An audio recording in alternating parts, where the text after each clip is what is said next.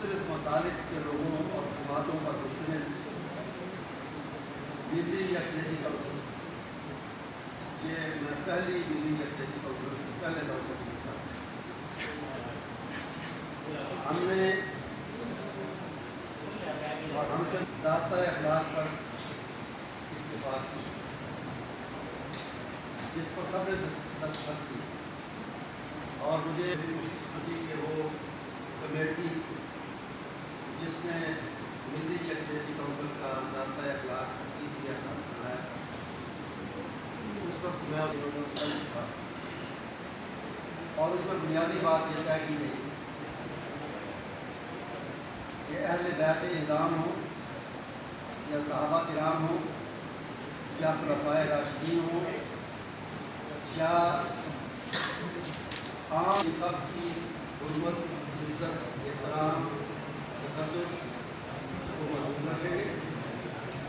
اور کوئی کے خلاف زبان درازی بدزبانی نہیں کرے گا جو کسی بھی طبقے کے نزدیک یا سارے طبقات کے نزدیک یا کسی بھی ایک یا دو طبقے کے نزدیک قابل احترام ہے، ان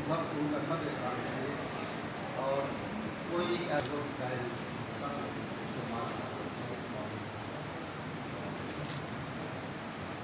ان جیسے اقدامات سے اور ملی یکجہتی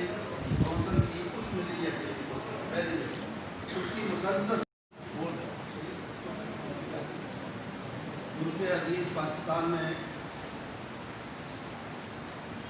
ہم سب کے علم میں ہے کہ مختلف طبقات فکر مذہبی اور دینی لحاظ سے مختلف امن و آشتی سے رہے ہیں، اور انہوں نے امن و آشتی سے رہنے کی کوشش کی۔ 80 اور 90 کی دہائی میں مذہبی اختلافات کچھ شدت اختیار کر گئے، اور ان کی وجہ سے خوریزی بھی ہوئی، قتل و غارت کی اور انتہائی افسوسناک اثرات ہوئے گزرا۔